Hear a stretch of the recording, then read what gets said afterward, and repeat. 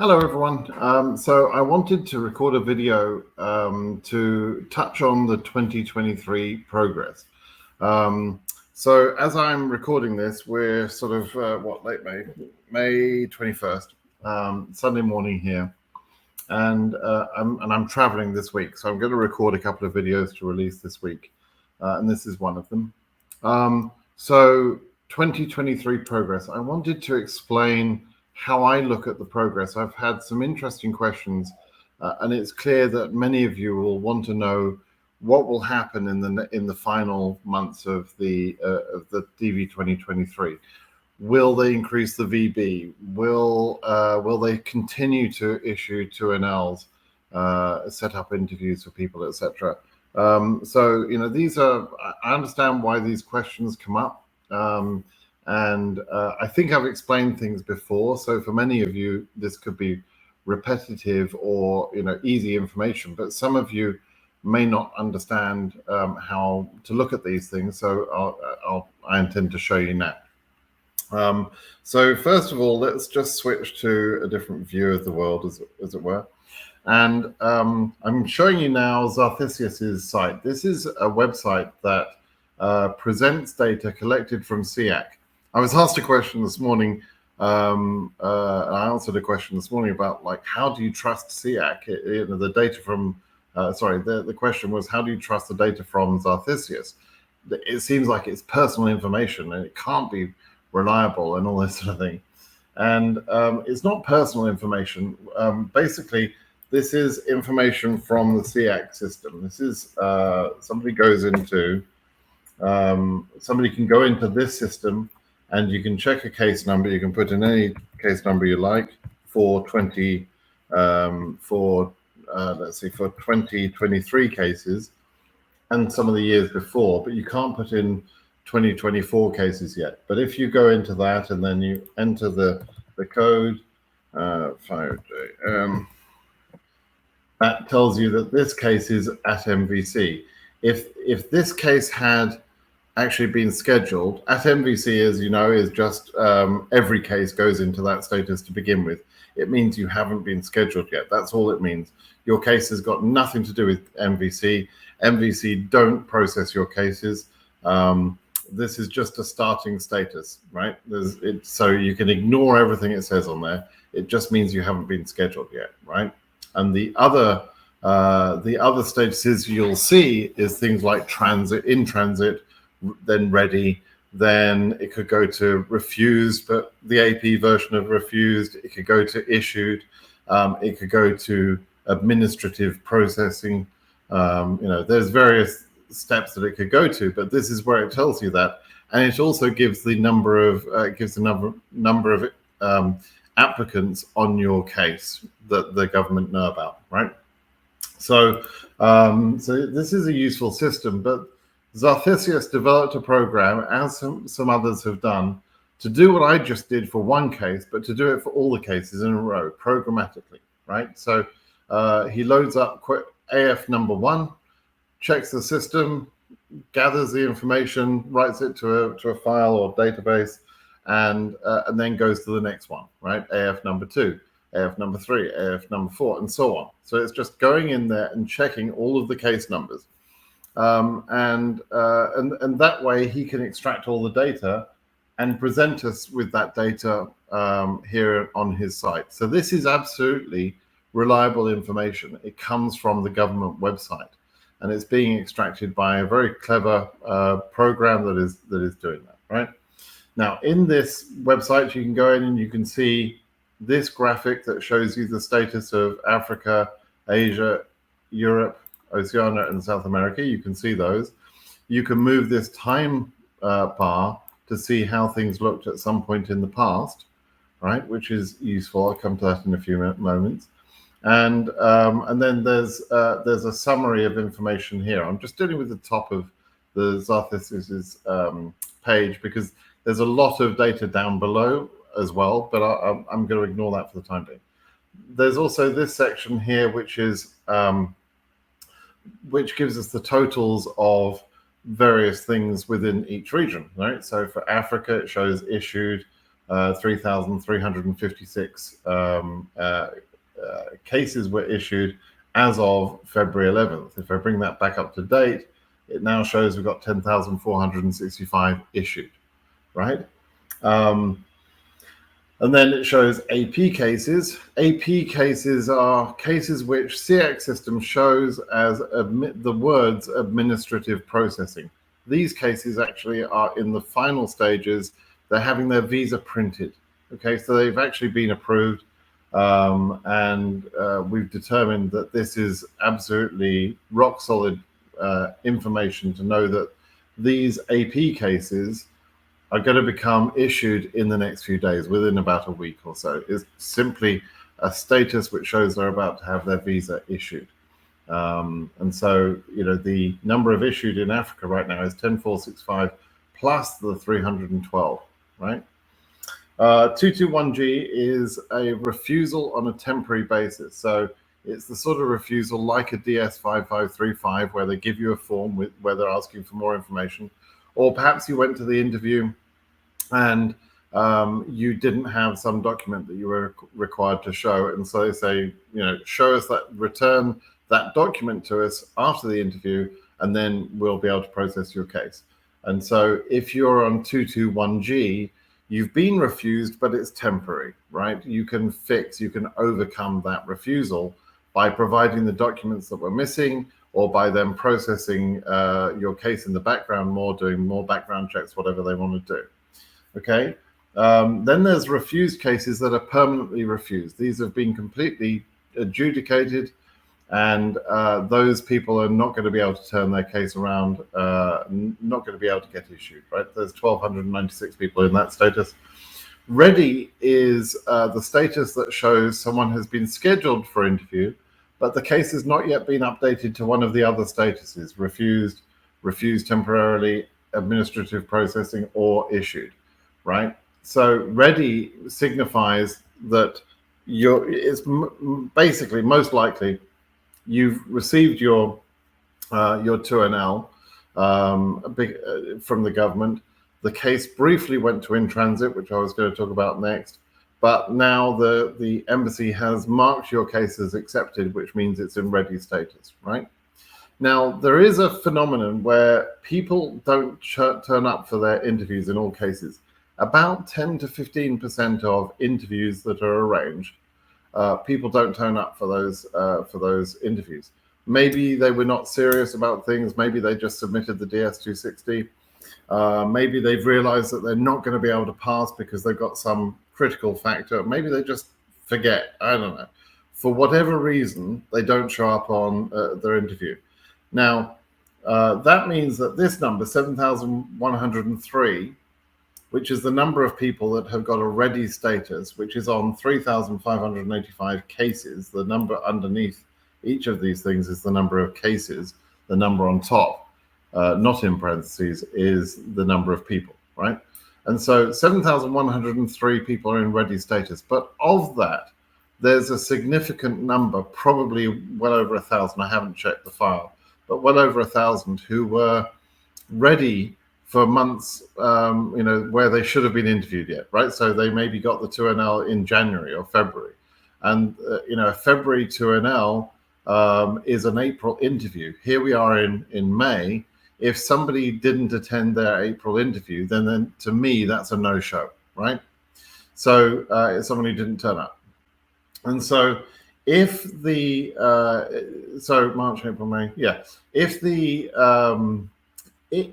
the 2NL was sent in February or before, we can say that's pretty much sure that it's a no-show. And you can download the file here. This file, Zothisius always makes the latest file available, and he extracts this data every Friday. So you can go and get the file as it stood on Friday, and in that file, he shows when the cases received their 2NL. And so you could look at that file and say, within your region, how many cases have had a 2NL, but the interview must have been in the past, and therefore they're a no-show, right? And so you could figure out, if you wanted to, how many of these ready cases actually aren't going to proceed. Transit, as I mentioned before, is a brief status where the KCC have sent the 2NL, but the embassy haven't yet marked the case as having been received. That in-transit process is really, it can be instantaneous. An embassy gets the file as the moment KCC press the button, but they don't necessarily acknowledge getting the file until maybe a day or 2 days later. So during that day or 2 days, you'll see in transit on the case. And so Zarthesius tracks those, and we can track those. Now, he shows NA here for the people because we only know the number of cases, not the number of people. It's only once the case shows ready in SEAC that we can see the derivatives. Until then, it just shows as one case. So there are 523 cases in an in-transit status as of Friday.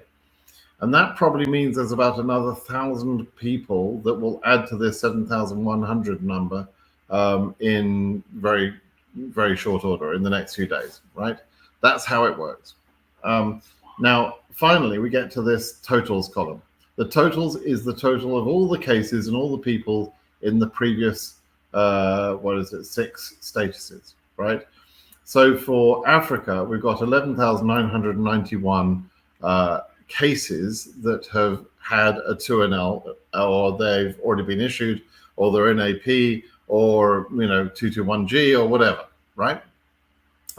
That's 21,477 people on those 11,991 cases. So that tells you that the derivative rate between those is just under 2, right? So it would be 12, 24, so it's about 1.9, right? So on average, there are 1.9 people on every case in Africa. That's what that means to us, right? And you can do the same thing for any region, right? Asia, Europe, Oceania, South America, they're all there. I'm taking some time to explain that because that's going to become important to understand the next bit of what I want to explain. Okay. So if we look down at the bottom here, we can see that 59,123 people have already been scheduled so far, right?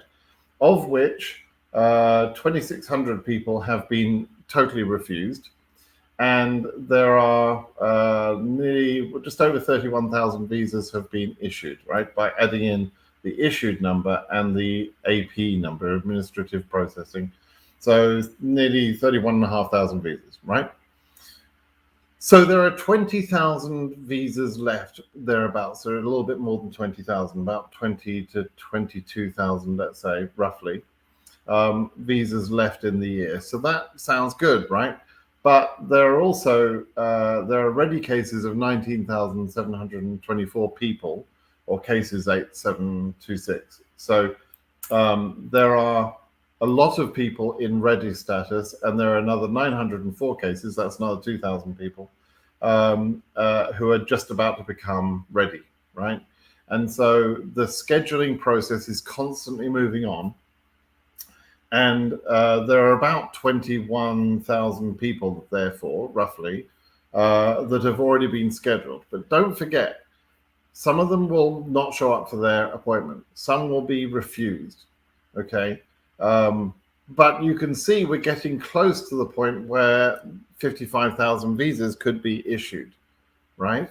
We're not there yet. Don't want to freak anyone out, but we are getting closer to that point. So as I've said in previous videos, there's a lot of normal chanting about we need more appointments. The reality is the government have done a pretty good job, frankly, of scheduling all the appointments they need to schedule in order to put themselves within reach of issuing all the visas by the end of the year. Quick coffee.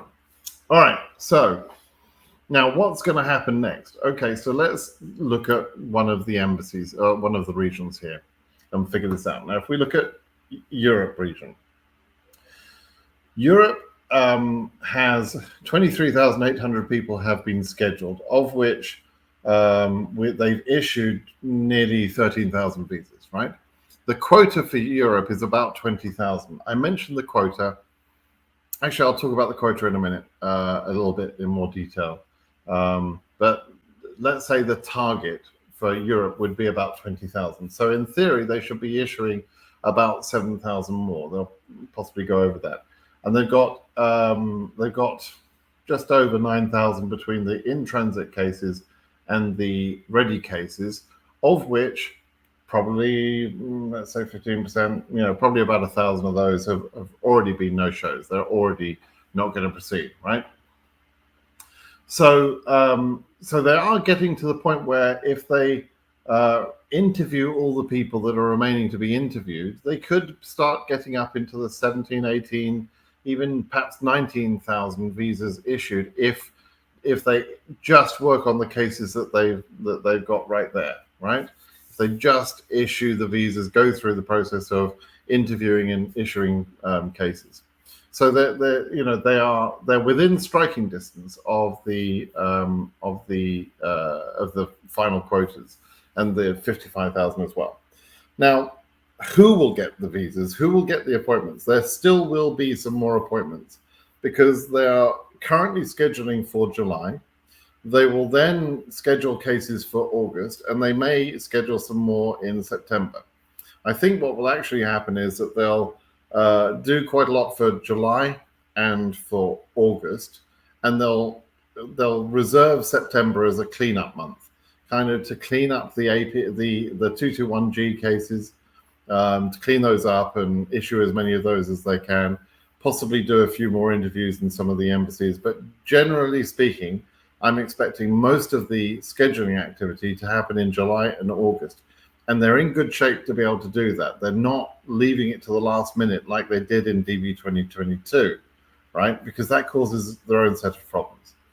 Now, if we look at DV2022 for a minute, we can see that they actually scheduled 69,000 different people on 33,000 cases in order to issue 54,340.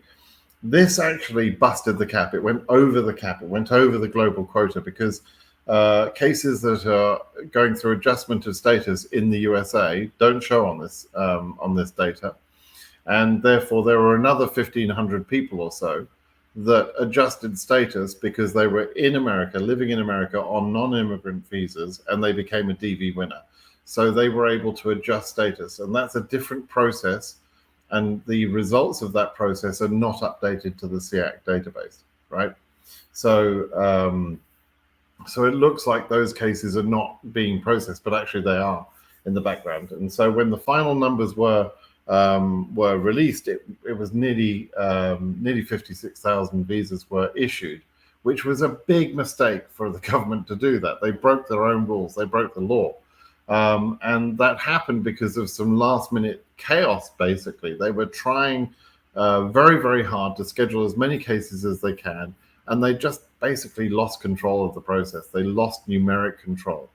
And that happened for the best intentions, so I can't really blame them. I'm not going to complain about it. And everybody that got their visa, their valid visas, none of them were invalidated by this mistake. But I don't expect them to repeat that again, which means I don't expect them to issue as many 2NLs for DV2023 as they did for DV2022, right? So in 22, they issued about 69,435 2NLs or 2NLs to those number of people, including derivatives. And we're already at almost 60,000. So the very most that I could see them actually issuing 2NLs is about 10,000 people, which will be about 5,000 cases. But I don't think it's going to go that high because they don't want to recreate the same mistake they created in 22, right? So I would expect it to be at least a couple of thousand less than that. That means that we should probably only see about 4,000 more 2NLs. Now, what does that mean in terms of a monthly basis? Well, let's have a look at the data. How many are they issuing per month? If we look month to month, and we'll compare 2 points. Let's say we compare the data as it stood at the beginning of March, you see that here I've got the 4th of March, and we look at the data a month later. So at that point, 37,500 people had their 2NLs at some point, right? Globally, 37.5. If we move that to a month later, so it should be so that's 4 weeks later, 45,000. So 7,500 people, nearly 6,000. So 8,000 people were scheduled in 1 month, right? 8,000 people, or 4,000 cases roughly. And if we do the same thing again, we look at 45,749, and we look between the beginning of April and the beginning of May. 1, 2, 3, 4. 429 would be 4 weeks later. It's a little bit less than a month, but it went from 45,700 to 53. So again, about 8,000 people. And if we just move it 1 more week, so it'll be a 5-week month, as it were. That's well over 8,000. So they're able to schedule. The capacity of the embassies is able to accept around about 4,000 interviews per month, covering about 8,000 people. And that's roughly what we've got left, right? So that they're easily able to do that in July and August. They would just need to finish off July. They've already issued quite a few 2NLs for July. They just need to finish off July, and then they could issue the rest in August, right? Now, I'm not saying there will be absolutely no interviews in September, but what I am saying is that they could get themselves to a position where they really don't need to issue many more 2NLs for September. So what I expect them to do is to reduce the workload in September and do most of the work in July and August, right? Okay, so that's what I'm expecting in terms of the 2NL activity. What does that mean in terms of the visa bulletin, and will it increase, and where the cases come from? So let me just move the slider bar back to current date. So this is how Europe looks right now. And what I want to explain to you now is the concept of how many cases are non-response cases. Now, a non-response case is a real case that never becomes scheduled, right? They stay as at MVC. Now, roughly speaking, we can see from the first few months, the first few thousands rather, that at the moment the at NVC cases, if we look in the first 1,000 cases in EU, there's 11% of the overall numbers which are at MVC, therefore non-response. They could become a response, but they're non-response at this point, right? And we've had most of the year, so most of these cases are processed. They could be scheduled. EU is doing pretty good on scheduling. So it's likely that most of these are actual true non-responses, but you'll see why I'm saying that in a moment. So if we take the first 1,000 cases, we can see that there were 45% holes.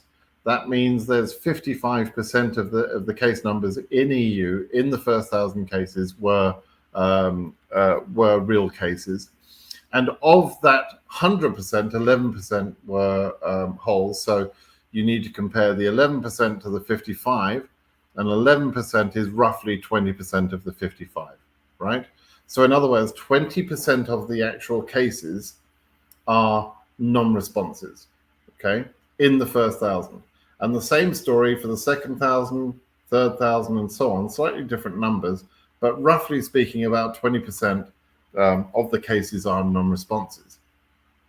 Then as we get to 9,000 and above, until about, let's say 17,000 roughly, you can see that in that range, the non-responses appear to be larger.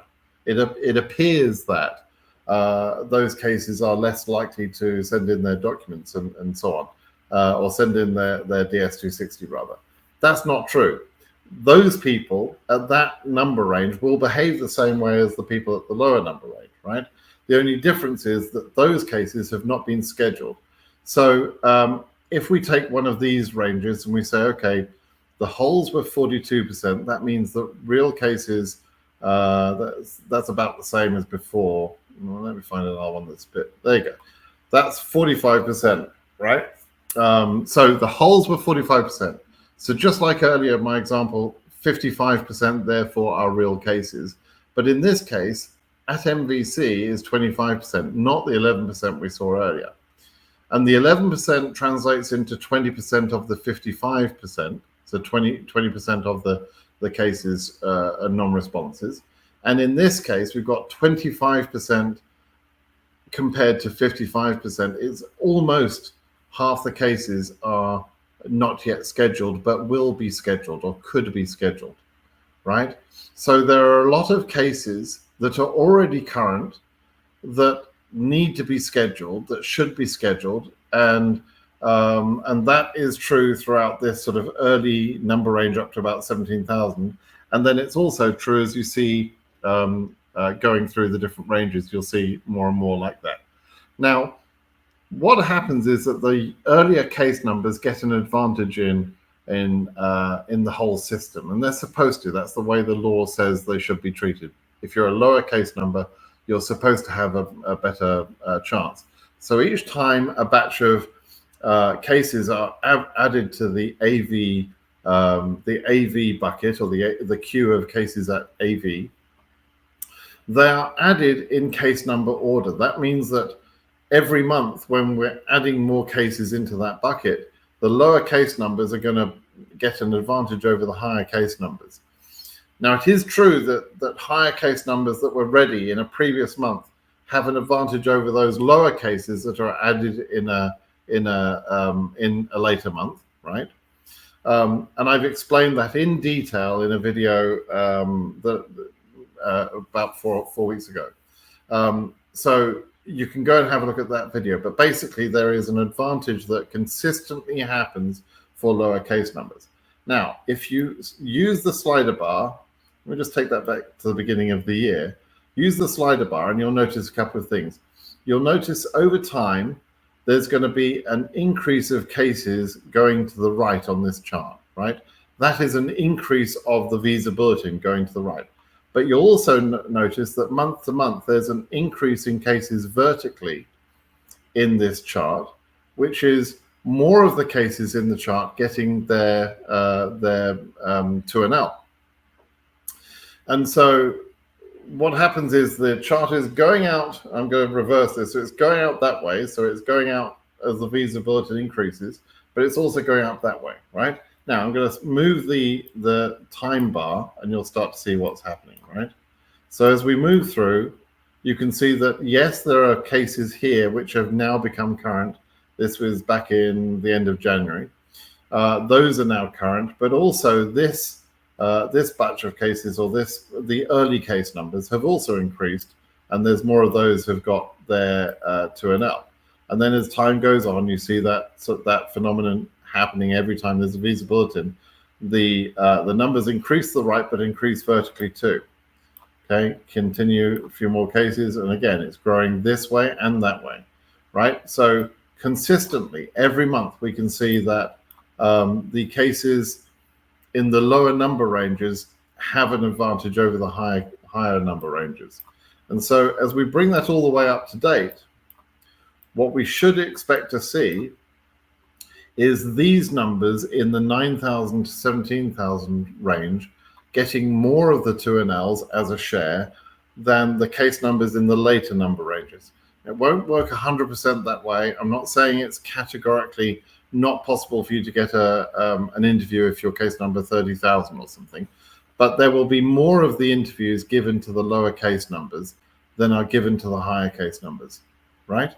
And so that's just natural. That's how it should be. And you might want to complain about that, but there's nothing to complain about. That's how it's supposed to work, right? So we're going to see some development of cases in this range. Now, that will be the same in every region, whether it's EU, whether it's Asia, whether it's Africa, and so on. That's going to be the same.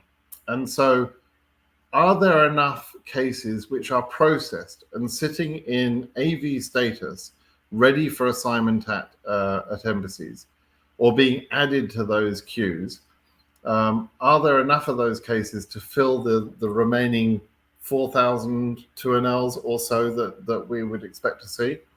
I think there probably are, in most regions, right? So that means then that they probably could finish off this year without much change in the visa bulletin. Okay, and that's the same in Asia. It's the same in Africa for sure. Africa is essentially current right now anyway. And for Oceania, there's a little bit of a different thing here, but essentially, I expect a little bit of an increase for Oceania, but I don't expect Oceania to go current. And Asia, South America, by the way, is probably okay. They probably could get current, but the one that currently I'm most concerned with becoming current is probably Oceania, followed by Asia. I think those two regions in particular stand a lower chance of becoming current in the remaining two visa bulletins. For Africa, as I already mentioned, the case number of 63,500 is so close to the final number that's been final selectee number, which is 63,502, that we're essentially current. So there's no, I'm not talking about that one really. And for EU, we're relatively close to the final numbers. So it wouldn't be a big shock to me if they actually did go current in EU, right? Because they could increase this a little bit if they couldn't find enough cases ready for interview in these ranges. But we'll have to wait and see what happens. Only two visa bulletins left. Now, I mentioned earlier, and there's one more thing I want to touch on that, is about the quota. There is a thing called the quota. I actually saw a comment from someone who should frankly know better, that he doesn't believe the quota exists in the allocation of visas. It's in the frickin' law, guys, and it's well described in law. So the quotas do exist, and there is a formula for working out which of the regions should get how many of the visas. However, a part of that same law says that if a particular region is not taking all of its visas, that those wasted visas, the visas that will be wasted, can be redistributed to other regions. So, whilst Asia, for example, has a quota less than 9,000, they could exceed 9,000 because Africa is underfilling, right? Africa has got a quota of over 24,000, but it's not going to hit 24,000. It seems that they're having a hard job, frankly, giving away the visas, because there are a number of embassies in that region that are doing such a poor job. Nairobi, Accra, some of those embassies that are really doing a crappy job. Even Cairo, to some extent, is not performing how it should be performing. So Africa is being impacted heavily by a few embassies which are destroying the chances of people at those embassies. That is giving an advantage to other embassies in the region, other people in the region. But still, it means that the region as a whole is underfilling. Okay, so that shortfall of visas, which I expect to be at least 5,000 or 6,000, is going to be redistributed, or can be redistributed, to the other regions, including Asia, including Europe, including Oceania and South America. So whilst there is a quota for each of these regions, I don't think anybody really needs to worry about the quotas in the regions so much. That's not really the biggest thing. If all of the regions were performing properly, then yes, we would be talking about the quota, and you would see a demonstration of how the quota is being held for one particular region. But because of Africa underperforming, and that's because of those embassies, then we're probably not likely to see any impact of the regional quotas to any particular region. And in fact, just as proof of that, you can look back at the 2022 data, and you can see that Asia got 11,000 visas in this extremely screwed up year, right? Where they shouldn't, where they over issued visas anyway. So, that number's ridiculously high. But EU basically slightly exceeded its quota. Asia massively exceeded the quota. Oceania benefited a little bit by a couple of hundred visas, and South America benefited. And all of that happened because Africa underfilled, right? And bear in mind, as I say, these numbers are not right in a sense, in that the number of visas issued was too high anyway. It broke the law. Actually, they screwed up, right? In DV 2022, the government screwed up. They broke their own rules, they broke their own laws, and they issued too many visas globally. So these numbers shouldn't be that high, but Africa was at least 5,000 under its quota. And the main region that gained an advantage from that was Asia, because of the redistribution. Okay. You could argue, by the way, that Asia consumed too many of the redistributed visas. There's a formula that controls that. It's a bit geeky, but the reality is that other regions didn't eat into that quota, so they also sort of gave their. There was a redistribution back from EU, for example, and again, it just advantaged Asia last year. That was the biggest winner. Okay, so the quota exists. It's a real thing. In previous years, in like DV 2014 and 2015, we actually were able to calculate to within about 4 or 5 visas. I'm not kidding. We were able to calculate where the government would stop issuing visas, and hey presto, that's exactly where they stopped issuing visas, to within literally single digits. I think one of them was like literally 4 visas out, right? And there was a guy at that time, somebody in one of the forums called DV4 Roger was his screen name, and he was the first guy that calculated the effect of what the law said in terms of the quotas, and he explained it to me. And frankly, I hadn't understood it well prior to that point. I'd read it, but every time I tried to read the law, I just fell asleep. And this guy actually sort of sat down and really studied the law and calculated what it meant, and went out and obtained all of the population numbers and the movement of people numbers. I mean, it was incredible job that he did, and he created a spreadsheet that performed those calculations, and the results on his calculations were incredibly accurate, meaning we could see the quota system in operation. Okay, so I'm 100% convinced that part of the law that some people apparently just don't think exists certainly exists and is in operation, but it won't necessarily impact DV 2023 in any obvious way. Okay, so I hope that makes sense to you. Okay, so I think I've explained pretty much how I feel about how DV 2023 is going to go. The other question that you might have that I want to sort of briefly address is this question. Let me see if I can find this file. I just created a file this morning in answering someone's question. Yeah, this one. Good. Yeah, this one. Okay. Now, in this page, like in this page, so this is this page, you can type in any particular embassy to see how that embassy is doing. Scroll down a little bit, type in your embassy name. We can pick one. We can do Ankara, right? And we say, okay, how is Ankara doing? How many visas have they taken from what ranges and so on?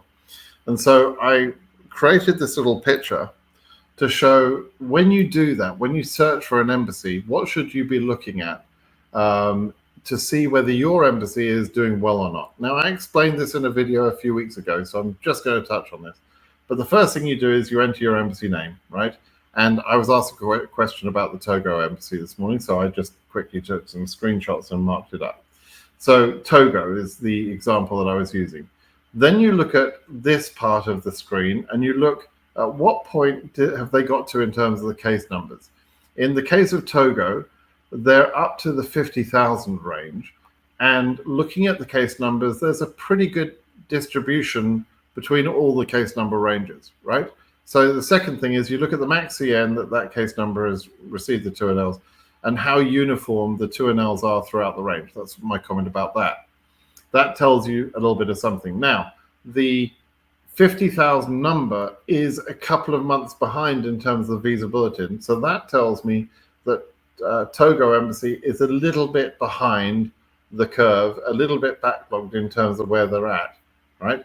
So the next thing I want to do is look at the distribution of the cases amongst the regions. Looks like Togo is only doing African cases.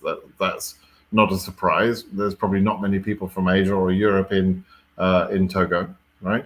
And then in terms of the number of cases they take each month, you can see this section here, and you can see the date on which they took 2NLs, right?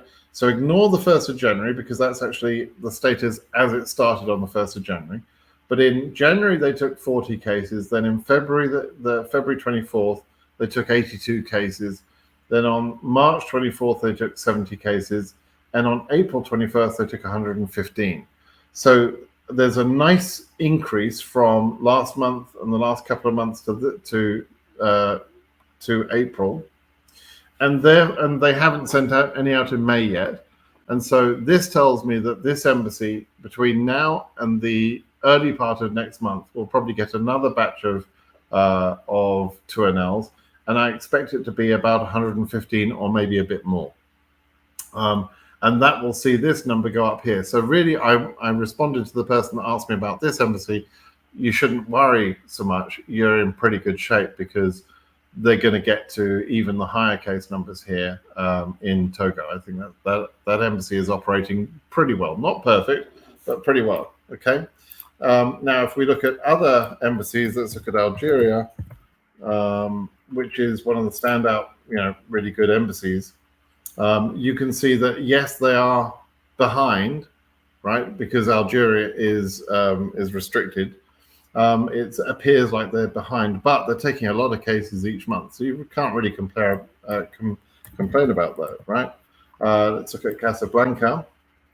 Casablanca is again doing pretty well. They've taken a few cases from the higher case number range, but largely speaking, the density or the uniformity of the cases below 40,000, to do with the cutoff for the country, is pretty much what you'd expect. So they're not really behind, and they're taking a lot of cases each month, right? They just took on in May another 240 cases. So I don't think if your embassy is Casablanca, you're not worried at the moment. You're doing fine. Ankara is another one that I get a lot of questions about because of its impact, not only for the Turkish selectees, of which there are many, but also for Iranians, some of which are assigned to this embassy, right?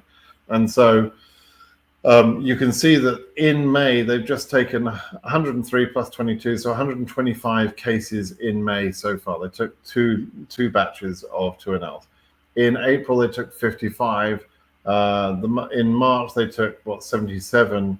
So they've increased their capacity a little bit. That encourages me. But their range, the range that they're working within, is much lower than it should be.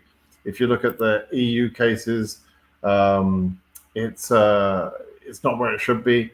And if you look at the Asia cases for the Iranians, again, it's not where it should be. So they are heavily backlogged because they didn't do enough work earlier in the year. And so even though they're increasing, they've got a lot of work to do, right? And so that Ankara is a bit of a worry at the moment. And it's similar to some of the other embassies that are a worry. If you look at some of the real shit list embassies, look at Accra, that's one that's often on my mind. And we look at all. You can see that they're creating their own problem. They gave the capacity to KCC as 30 cases a month for 3 months, right? For January, February, and March, they said we'll take 30 cases. And then they've reduced that to 25 cases in April, and they've just done the same thing in May, 25 cases. These bastards. I'm sorry, but there's no excuse for this sort of behavior by this embassy. They are deliberately restricting the number of interviews they're providing each month. There's no excuse. There's no reason for that. And they not only, and with all the people complaining that were seeing what the problem was, they went from 30 and they've knocked their capacity down to 25. I mean, that is disgraceful behavior. It's just, I don't get it. If there's anyone from Accra Embassy wants to explain to me what the heck you're doing, I'd love to speak to you about this, because this is, how could you be so cruel to people? I don't get it. Don't understand it. Another one that's a problem would be Nairobi Embassy. Again, a critical embassy that's providing a service for several countries within the region. And, they think it's okay to accept 42 cases in the month of May for July interviews. They're nuts. Get off your asses in Kenya. What the hell are you thinking? This is not okay. So, and we know the capacity is higher. Now, let me just show you something. There is one little glimmer of hope for Nairobi, but I almost don't want to talk about it, because I don't know whether this is going to happen or not. But the one thing that did happen in last year's process is that they had a massive amount of work that they achieved in the later part of the lottery. You can see here that on early August, on the 2nd and the 3rd, they took 340 and 280 cases, and then another 95 cases within a few days. So within a very short period of time, they took 95, 447. They took 750 cases in just a few days, right? And that meant that they issued about 1,000 visas in the month of September. So their capacity is there. They can do the work. They could turn around tomorrow in Nairobi, and they should say, okay, we're moving from this 42 nonsense. We're going to do 400 interviews in next month, or 500 or 1,000 interviews. They could do that. They could save people's lives, and we're not talking their physical life, but this is about people's lives. This is a once in a lifetime opportunity. So Kenya, Nairobi Embassy, if you're listening, get off your asses and do something to save the chances of the people that have had this once in a lifetime opportunity and deserve better from you, because this is outrageous. All right, so anyway, I'll get off my soapbox, but anyway, I hope you understand a little bit more about how I think of the progress so far. And I don't want to, and I don't like making predictions. And so none of what I've really said here I want to label as a prediction. I'm just telling you how I think about it, right? And just so you can think about it and consider what is likely to happen. It's not a precise science. That's why I can't offer you predictions. I don't want to predict what day you'll be interviewed, what the visa bulletin will be next, what will be the final number, when will they cut off, all those things are, that's a future point in time that hasn't happened yet. I'm not in control of it. And whilst I understand how the process works, I don't want to make predictions and either get your hopes up or destroy your hopes on basically a hunch, because it could all change, right? And so, but I do want to give you the information. So that's the information. Hopefully you can see it's not a prediction, right? Okay, thanks for listening. Thanks. I hope this was useful to you. I'm going to publish this video, I think, probably later on today, and then I'll publish a couple more videos this week for other reasons. DV2024. I've got one video to do about that. What was the other one I was going to do? I've got a couple of other ones to do as well. Okay, everybody. Thanks, and bye now.